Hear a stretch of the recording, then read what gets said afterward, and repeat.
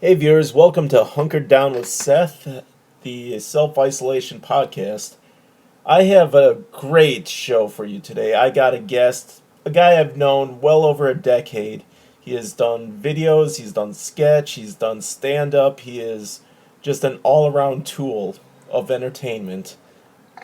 And also, he might know more about movies than anybody I've ever met in my life. So I'm definitely going to ask him for some recommendations and just have a great time with an old buddy of mine, Travis Vogt. Travis, thanks for being on the show.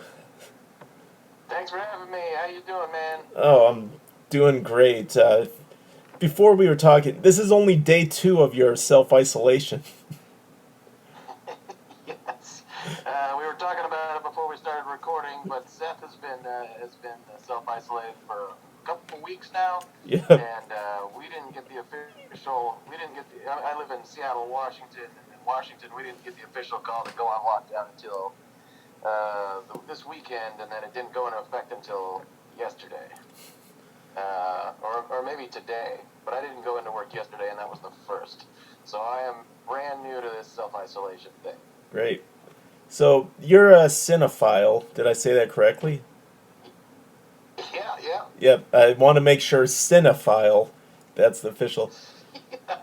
You can't be too careful. Exactly. What's your day 2 playlist? Oh, day two. Well, I can tell you what I did day one, and that was, and because I was pretty, I think it just sort of hit me the enormity of the whole thing, and I got pretty panicky. And I actually went out to the store to buy some stuff, and it was just like that. The fact that there were so many people with like gas masks and all that sort of stuff walking around, I was just like, oh my god, this is real. It kind of hit me. Yeah, I don't know. So yesterday it was all comfort food, and I came home and watched Tremors, which is currently available on Netflix. If you haven't seen Tremors, that's crazy. You should watch. But that movie will pass the time joyfully. And then after Tremors, I did RoboCop. So I wasn't messing around. Oh, oh, hold on. Sorry about that. Sorry about that. Lost you for a second. But a RoboCop. Uh Uh, oh. the Yeah. Did you hear the part about Tremors? yes, I definitely heard the part about Tremors, Kevin Bacon's finest. Yeah, but Yeah, definitely. exactly. He also had what was that? The where he was an invisible man. Yeah, Hollow Man, which Hollow Man. is a Paul Verhoeven movie. Same director as RoboCop, but Yeah, it is not as good as RoboCop or Tremors. I don't know if I mean, if you're on lockdown and you're watching whatever you can watch, sure, it's got some cool special effects in it, but it sucks. yeah. So RoboCop, the rated R version in the mid '80s, correct? It's definitely rated R, yes. I know it's funny because I remember back in you know way back when I was a kid, I had the RoboCop action figures, and then my uncle was like, that movie is really extremely violent. It really is. Yeah, and the cool thing about the I mean, action, I was gonna say the cool thing about the go action on. figures is you could put the little cap things in, like the cap guns, and they had a little trigger where you could flick it, and it would actually make Oh yeah, make the cap gun noises. I remember that. That's awesome. Ooh, if I make it through this whole lockdown thing without ordering some RoboCop figures from eBay, then I'll have done okay. Uh, Yeah, that's amazing. I mean, obviously it's got like crossover appeal for kids because it's a robot cop. yeah, But that movie was almost that movie. The original rating I think was X because it's so violent. And yeah, how violent the movie has to be to almost get an X rating. yeah, we're talking It's showgirls insane. territories. Yeah, exactly. And I was watching it last night and just going like, I've seen RoboCop 20, 30 times. Just watching it going, Jesus Christ! It is just horrifyingly violent. I love it. Oh, yeah. So how about what's on your plate today? What I would suggest like an Eric Roberts day. Best of the best, and o- Wow, other that's pretty Eric cool. Roberts movies. Why not? Dark Knight. Dar- The Dark Knight is an Eric Roberts movie, technically. Technically. I do have to do some homework for this podcast that I have called "The Suspense Is Killing Us," where that I do with my friends Matt Lynch and Kevin Clark, who you also know. Oh. And it's a podcast that we do where we talk about 80s and 90s thrillers. And so I'm going to be watching some of those over the coming couple days. Well, what are some that you're watching? This the episode that we're going to be recording on Saturday is going to be all John Grisham movies. We're not doing like a couple of. We've already done the Pelican Brief. This time we're doing Client, Gingerbread Man, and The Chamber. Oh, wow. I don't know if I'm excited about watching any of those. But our last episode was all Madeline Stowe movies, so that was exciting for me, being a huge Madeline Stowe fan. Yeah, you're a regular stowaway. I'm a regular stowaway, that's exactly right. Yep. Yeah. Also, let me give you some suggestions if you've not already done this. Holly Hunter and Juliette Lewis. Yeah. Two of the best early to mid-90s actresses. We've probably had Juliette Lewis on 2 movies, maybe more than that at this point. We just did a Patreon episode on Natural Born Killers. Nice. We recorded that last weekend, and yeah, one of the quintessential Juliette Lewis performances. And we also did California, which I don't know if I can necessarily recommend, but it is insane. Yeah. Have you ever seen California before? No, I haven't. It's Brad Pitt playing a serial killer. Wow. And that's fun. And Juliette Lewis is like his girlfriend. So she often plays girlfriends of serial killers in movies. God bless her. Yep. But David Duchovny is the protagonist, and it is David Duchovny at his most douchey, and it's something to behold. Oh, nice.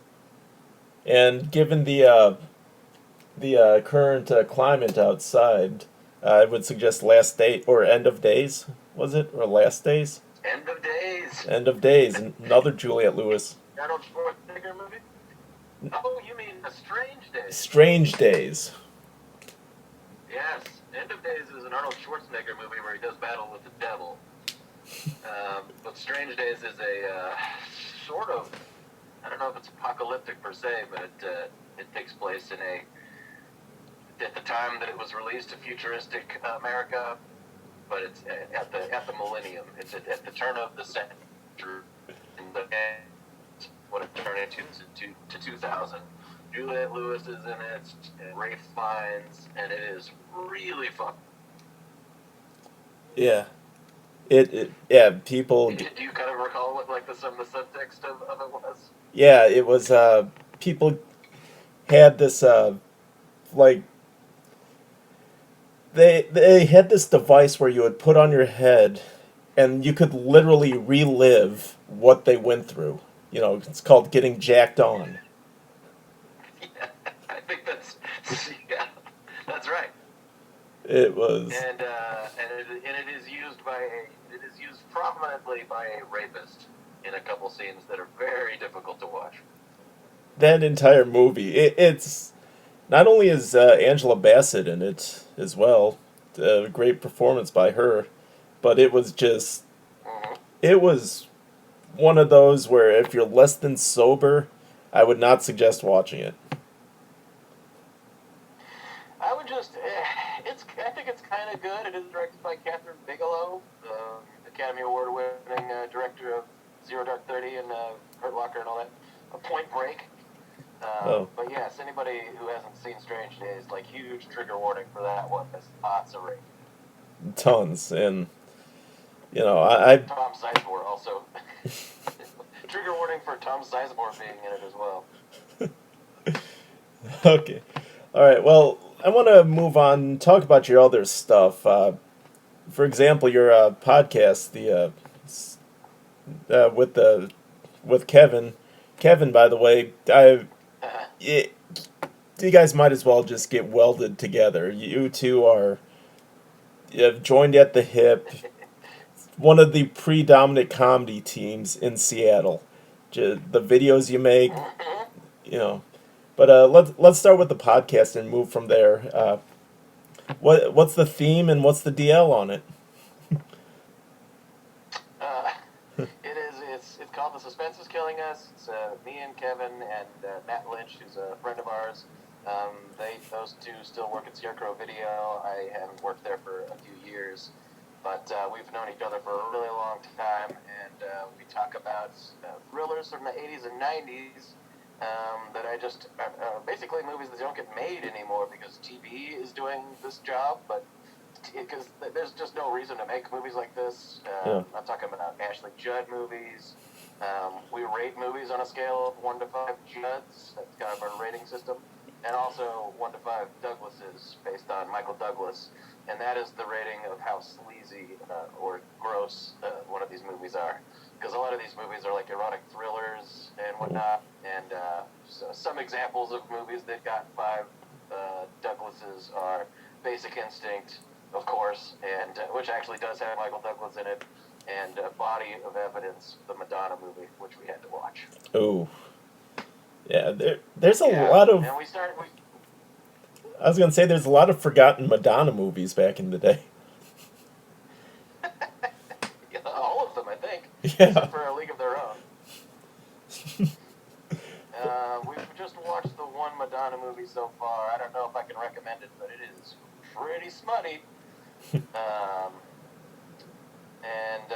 But like when we originally started doing the podcast, I kind of thought that it was going to be more of like a bad movie podcast where we just sort of made fun of bad movies, which is fine, would have been fine with me. Yeah. But we've actually discovered a lot of pretty cool movies that I don't think people watch a whole lot anymore, and maybe should.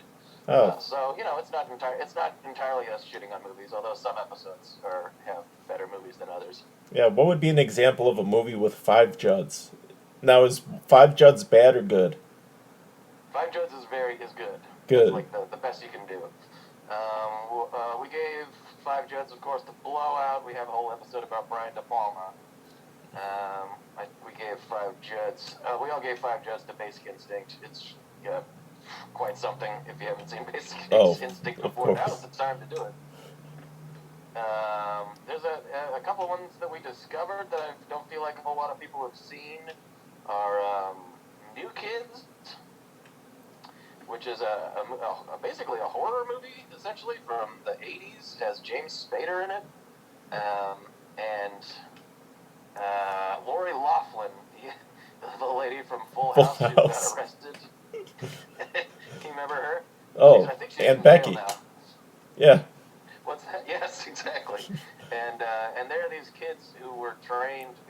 The plot of this movie is it's Lori Loughlin and her brother are these kids whose parents die, and then they get sent to this town in Florida. But their dad was like a Green Beret military superhero kind of guy, and he trained them to be like, what? really good at fighting and stuff. And this is true. And so they go to this town in Florida, and they instantly start getting picked on by James Spader and a bunch of like truly monstrous, like Stephen King-esque bullies. This all takes place in high school, and this I don't want to spoil anything, but this movie is way more violent than any movie about high school should be, and it's directed by. It's crazy, and it's directed by the same guy who directed Friday the 13th, the original Friday the 13th, and it's kind of like that. It has almost like a slasher movie, except again, high school kids. Wow, that's 5 Judds. Yes, it's awesome. Like, I highly recommend it. Yeah. How about the other end? The other end of the spectrum, a 1 Judd movie. Oh God. Well, there's one that keeps on coming up. This is actually from the same episode, weirdly enough, because we did an episode on James Spader. The episode was called Spader Neutered, so that's funny. Yeah. But we did a movie called The Watcher that most people, I'm sure, haven't heard of, nor should they, but it has James Spader and Keanu Reeves in it. and and it was directed by a guy named Joe Charbonic, who used to direct music videos for Keanu Reeves' band Dogstar. I've seen them live. Oh, is that true? Yeah. They played a music festival in Milwaukee when I was like 15 or 16. Was it good? It was Keanu. I literally couldn't remember any of the songs, but I know I saw them. Wow, that's pretty great. Uh, Anyways, Joe Charbonic was, I think, like friends with Keanu or something. And I don't know how. We don't know the whole story behind it. But he I think he tricked Keanu Reeves into being in this movie, or conned him somehow into being in this movie. And it is one of the worst movies you'll ever see. It's absolutely terrible, and Keanu is clearly just miserable. And James Spader's doing his level best. James Spader always works hard, but like, it's just a terrible, terrible movie. It's really poorly made, and it does feature Keanu Reeves drinking a 6-pack of beer in a graveyard. Jeez. And our suspicion is that he brought that 6-pack of beer. It wasn't a part of the, like, it wasn't in the script. He's like, I'm drinking a 6-pack of beer. I don't want to be here, so I'm getting fucked up. So that one comes up a lot. Because we want Joe Charbonic to call us and tell us his side of the story. Yeah. But then also one of the ones, I think the most any of us ever hated a movie on the podcast was a movie called Killing Zoe. Do you remember Killing Zoe? I remember hearing about it. I never saw it. So Eric Stoltz. It's directed by this guy named Roger Avery, who co-wrote Pulp Fiction. Yeah. It's Quentin Tarantino's buddy. And my friend and co-host of the podcast, Matt Lynch, hated it so much that I highly recommend that episode. Just if you want to hear a person completely enraged by a movie. I don't like it, but he really hated it. Oh, wow. All right, so speaking of Kevin, Clark the Vote, you've been making videos with him since, I'm guessing, 2006, 2005? That sounds about right. Yeah, and there's some highlights that, my personal favorites, that I want to tell you about. There was, of course, Everything's Andy. Oh, man, that was great. I don't even know if that's online. No, I haven't seen it since pretty much you showed it at Laugh Hole. So for the viewers... We gotta have Kevin see if he can... Oh, yeah, go ahead. Yeah, I was going to say for the viewers, the premise is it's a 1950s-style sitcom where every part is played by comedian Andy Peters. And it was just as funny as you would think. If you know Andy Peters, it's him at his peak.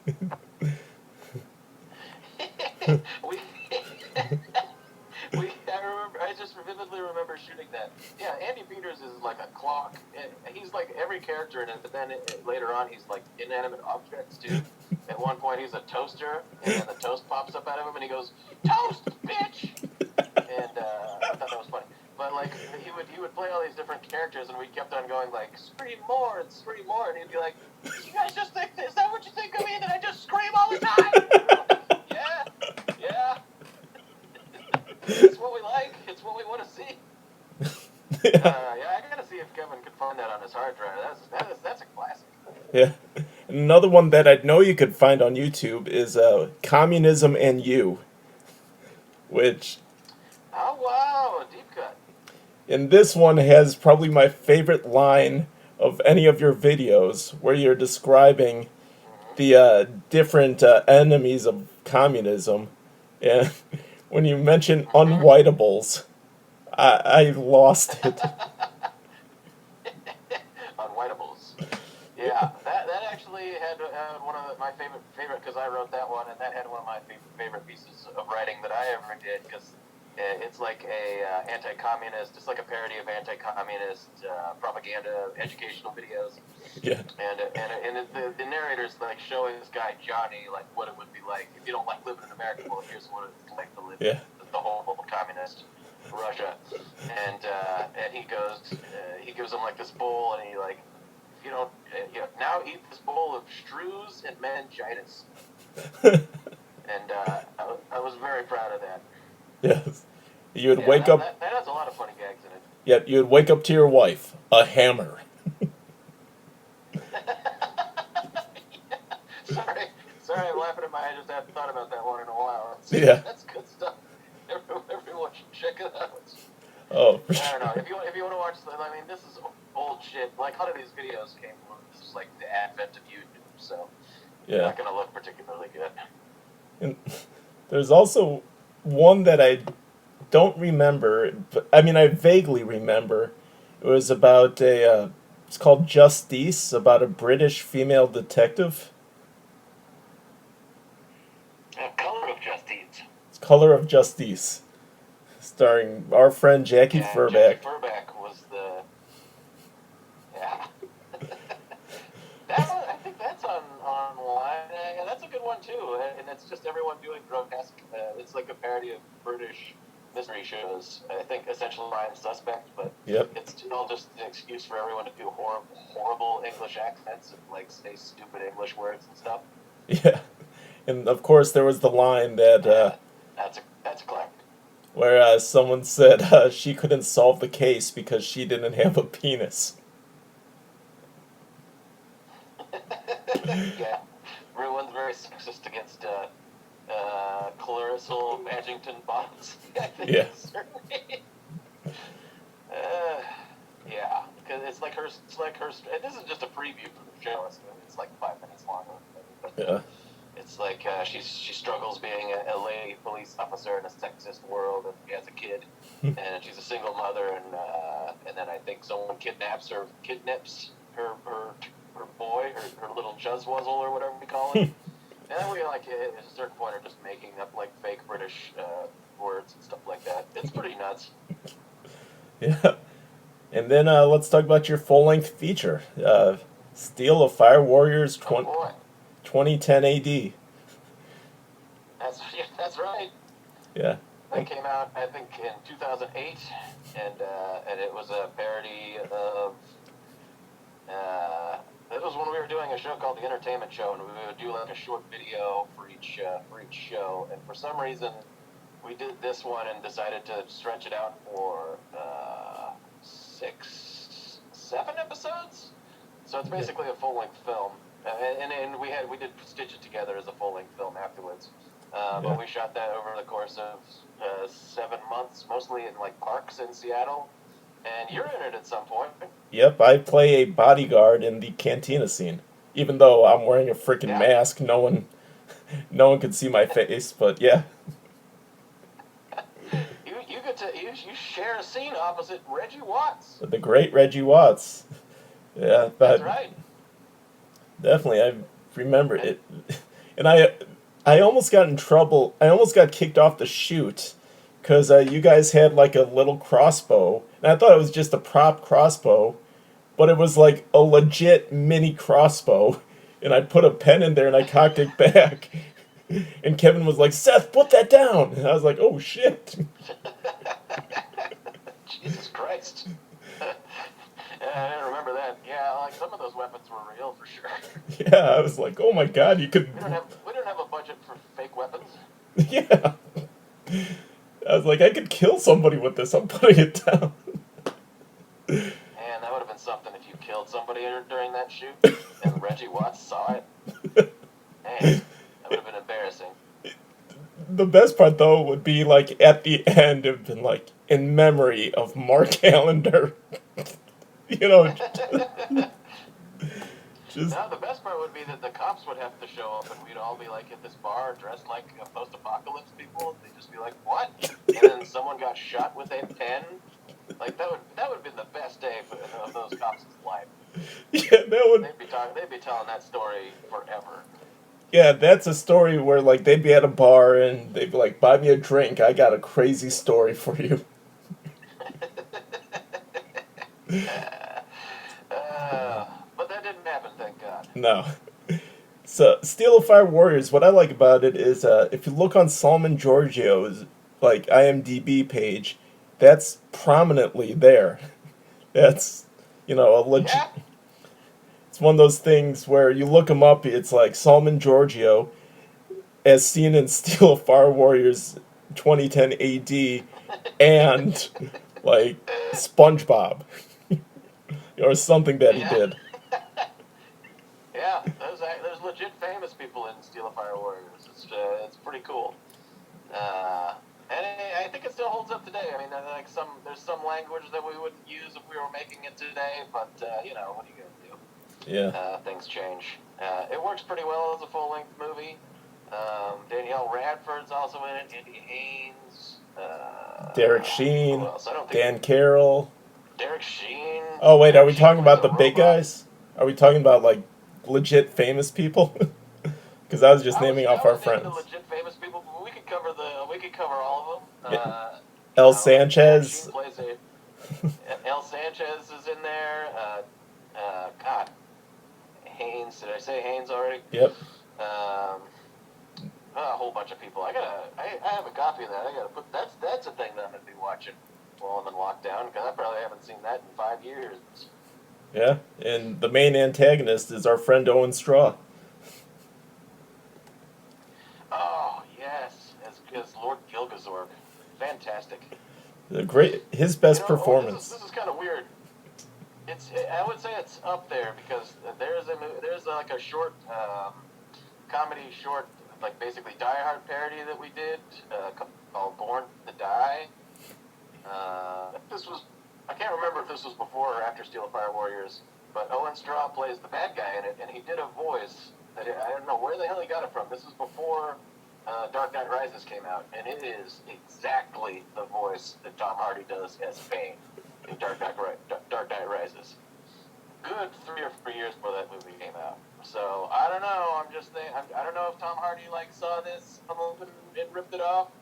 But I think there's about an 80% chance that's what happened. I remember. I distinctly remember Tom Hardy being in the audience at a few entertainment shows. Yeah, he was a regular. And Yeah. I remember we streamed that at one of the entertainment shows, and I saw him stroking his chin, like and darting his eyes back and forth while he saw Owen Straw's performance. Yeah. So he was hatching a scheme. Yeah. Putting away a pad, into his overcoat. Note to self: talk like this in a movie in a few years. Yeah. So how many? Just let's give a ballpark figure. How many videos have you and Travis, or you and Kevin, you're Travis? Uh, I am. I get you guys confused all the time because. You're the only one. Yeah. But how many videos have you made total? Yeah, I think that we probably got close to 100, if not more. Well, I mean, at a certain point, there was a show called Laugh Hole, and it was a weekly comedy show in Seattle that was pretty cool for a while there. And we did a video every week. We did these commercials, and we try to incorporate like the headlining comedian in. And so we did those like every week for at least a year. Yeah. So that's which is crazy. And then we do videos. We do perform regularly on a show in Seattle called Weird and Awesome with Emma Montgomery. Yep. And we don't do a video every time for that one, but we still do videos for that on occasion. We don't make as many videos these days. It's just a pain in the ass, and we got other stuff to do. Yeah. And I think videos are maybe a little bit, even like comedy videos are a little passé. At least us doing them is. Yeah, it's one of those things you eventually grow out of. So. Yeah, they take a lot of work. Oh, absolutely. All right, well, let's move on. Let's finish up with something that I've pretty much, when I think Travis, I think this is your stand-up, and Oh God. which is you might not believe in yourself, but I believe in you. I think you're one of the yeah, I believe you are one of the better Seattle stand-up comics, far and away. If someone asked me who's the most overrated comic, I'd say I don't know, but the most underrated comic would be Travis Vogt. Aw, well that's very sweet. Yeah. I don't do stand up per se anymore. I still perform solo stuff every now and again. Like I do segments on the Seattle Process show with Brett Hamill, a politics show Yeah. with Brett Hamill, and I generally just do like slideshows for the most part, Yeah. where I'll kind of like take pictures of stuff and basically. The, basically, the reason for it is that it's easier to memorize your bit if you have like picture aids for Oh, it, definitely. because memorizing stuff was always hard. Yeah. And I just haven't, I got another job now and other stuff that I do, and haven't been able to do stand up as often. But I did have a good 5 years where I got to do it pretty regularly, and appreciate those kind words about it. But I don't think a whole lot of people were all that disappointed when I stopped doing it regularly. No, I mean, my favorite joke of yours was about how a friend of yours got married and said, "Could you believe I got married?" And you're like, "Yeah." Yeah. You know, it's like, yeah, people get married all the time, you know. And then your tag about what would be surprising is if you got married to a swarm of bees. Hi, honey. Then you kiss it. Yes. Just when he's kissing, go, ow. Always cracked me up. That's a good joke. It is Come a, on. it is a really good joke, and you should. Pretty good. I really think you should pursue some voiceover stuff because you really have a solid voice. Oh, thank you. Yeah, I mean, if that were possible, I would absolutely do it. That's the greatest job a human being could ever have. Just doing voiceover work. Good God. Yeah, I envy those people. I know. I remember you were. It was the show that Robin Williams showed up on, and Yes. you were reading a diary of some sort, and Oh, what was it? oh, go on. All right, and I was saying, It was like an autobiography or a fake autobiography that I was writing. yeah, And so if I got to read a thing instead of have to memorize something, which is always good. yeah, And then it was just like all these absurd details that I made up about my life. And Robin Williams was in the audience. yeah, And this was Ross Parsons' birthday. yep.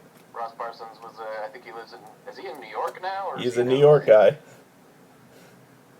Yeah. Yeah, And this was I think he was turning like 21 or something, and Robin Williams came out and set Seattle on fire for that night. yeah, Everyone was super excited about it, and Robin Williams was fucking cool. yeah. And what I remember about that, specifically your set, was I was stage manager. You looked over at me and you said, "How much time do I have left?" And I said something like 3 or 4 minutes. And then you just said, and almost like that guy who does the movie trailers, you're like, "Good Lord."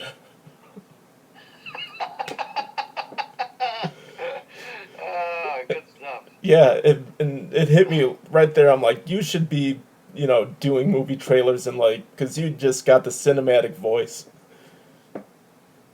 Like, I should. If anybody's listening to this who casts that stuff, give me a job. yes, My voice is buttery smooth, as you can tell if you're listening to this. exactly. I mean, I think most of our viewers and listeners climaxed like 6 minutes in after, It's too much. yeah, There's gotta emotionally be some reason they climaxed. stopped listening, by God. Yeah. All right. Well, I know. Well, I know you got a lot of movie watching to do, so we're gonna end the episode. Travis. Yeah, I'm real busy. Yeah, Travis. Always great catching up with you, my friend. Great to talk to you, Seth. It's been a pleasure. For sure.